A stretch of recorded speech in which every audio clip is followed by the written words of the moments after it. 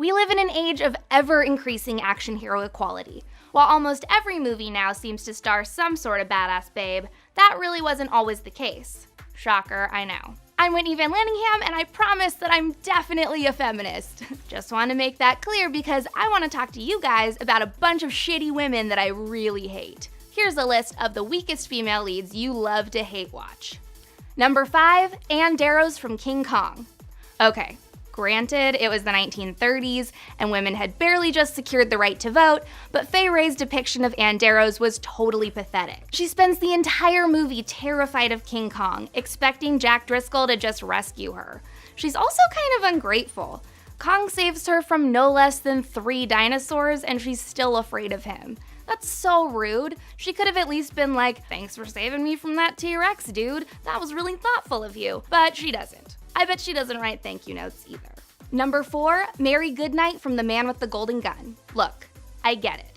Being a Bond girl is really hard. For starters, your boyfriend is always on the verge of getting murdered by a deranged supervillain, and you have to make sure that your hair looks good the whole time, even when you're avoiding death.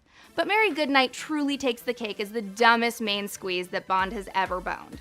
Not only does she get locked in a closet while Jimmy B is banging the mistress of his arch nemesis, she also gets trapped in the bad guy's trunk, almost kills Bond when she accidentally causes Scaramanga's island to explode, and knocks one of Scaramanga's henchmen into a pool of liquid helium. That last one was actually kind of helpful, but it was totally just a byproduct of her ditziness. Number 3, Sarah Williams from Labyrinth. Sarah Williams is the actual worst. As far as I'm concerned, she spends the entire movie just repeating, "But I was going into Tashi Station to get the power converters," while I stare at David Bowie's package. Hello, there. Like, dude, your baby brother just chills with the goblins in his little striped onesie and has a total blast, while you spend the entire movie whining about how the labyrinth isn't fair, even though a pretty large number of Muppets stopped to help you. Number 2, Lois Lane from Batman vs. Superman. I feel like the first rule of being Superman's girlfriend should probably be don't kill Superman. That's probably actually a pretty good rule for being anyone's girlfriend. I don't know. I watch a lot of Law and Order, so it's hard to tell what level of serial killer is acceptable in relationships these days. I don't normally have a problem with Lois Lane, but Batty v. Soup's version of her was just ultra annoying. It's 100% her fault that her boyfriend dies, because she makes the cool executive decision to throw the only weapon that could kill that gross giant space thing that Lex Luthor unleashed upon the world into an old crumbly monument full of water. She dives in to get it, almost drowns, and Superman has to stop fighting the alien thing to go save her. Be more useless, Lois. Instead of just throwing the spear to Wonder Woman so that she could stab Roid Ragey Rockbiter from the Neverending Story, Lois Lane does the opposite and lets Superman sacrifice himself to save the day. Later on, we do find out that Superman was totally gonna propose to her though, so maybe she just has commitment issues. Number 1, Willie from Indiana Jones and the Temple of Doom.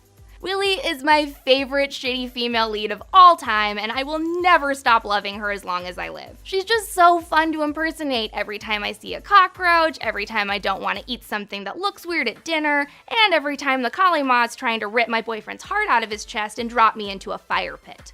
I'm also pretty sure that I've screamed, "We're not sinking, we're crashing," on every single flight I've ever been on, much to the dismay of my fellow passengers. Willie hates everything: riding elephants, giant bugs, being outside in general, and providing assistance of any kind to Indy in Short Round, no matter what the situation. I'm pretty sure Indy only makes out with her at the end so that he doesn't have to actually hear her speak for at least 15 minutes. That's all the time we have today for super annoying women, including me. I'm gonna be annoying just one more time and ask that you please like, subscribe, and comment, and do other fine internet things like that to help out a poor damsel in distress.